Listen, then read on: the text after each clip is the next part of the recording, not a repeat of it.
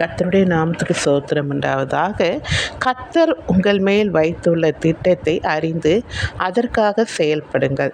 மீன் பிடிப்பவர்களை கர்த்தர் தெரிந்து கொண்டு தன்னுடைய ஊழியத்தை செய்யும்படி மாற்றினார்.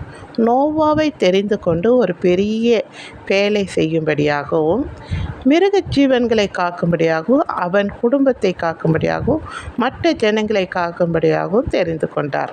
மற்ற ஜனங்களோ அவன் சொல்லும் வார்த்தைக்கு செவி சாய்க்கவில்லை, கீழ்ப்படியவில்லை, நம்ப மறுத்து அப்படியே 40 நாள் மலையில் முழுகி இறந்து போனார்கள். நோவாவின் குடும்பம் மாத்திரமே காப்பாற்றப்பட்டது.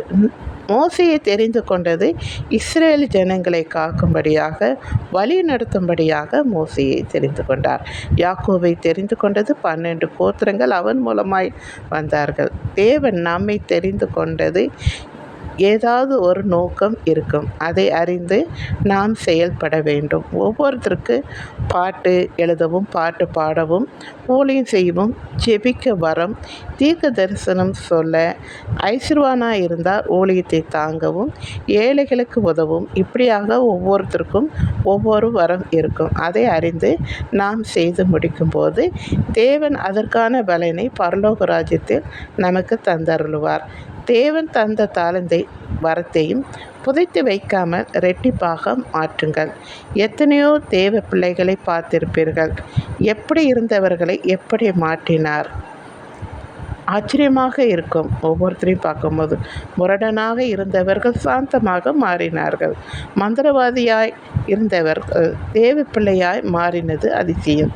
ஆனால் உண்மை. எப்படி மீன் பிடிப்பவர்களை மனிதர்களை நல்வழியில் நடத்துபவர்களாக மாற்றினார் அல்லவா இயேசு கிறிஸ்து அவருடைய சீசர்களை. அது ஆச்சரியம். ஆனால் எவ்வளோ உண்மை இல்லையா? ரொம்ப மீன் பிடிக்கிறவங்களுக்கு என்ன தெரியும்? ஆனால் அவர்களை எப்படியாக அழகாக வல்லமையாய் ஊழியம் செய்து முடிக்க ஆண்டவர் கிருபை செய்தார் இல்லையா? அதே போல தான் எனக்கு அன்பானவர்களை, தேவ பிள்ளைகளை, எப்படி இருந்த உங்களை தேவன் தெரிந்து கொண்டு இப்படியாக உங்களை மாற்றி இருக்கிறார். அதற்காக தேவனுக்கு நன்றி சொல்லுங்கள். கர்த்தர் தாமே உங்களை மென்மேலும் ஆசீர்வதித்து வழிநடத்துவாராக. உங்களோடு கூட இருந்து தேவன் எல்லா அவர் உங்கள் மேல் வைத்த திட்டத்தை அவர் மூலமாய் ஆண்டவர் உங்கள் மூலமாய் அவர் நிறைவேற்ற நான் ஒவ்வொரு நாளும் எல்லாருக்காகவும் ஜெபிக்கிறேன். நீங்களும் என்னுடைய ஊழியத்துக்காக எனக்காக ஜெபித்து கொள்ளுங்கள். சரிங்களா? தேங்க்யூ.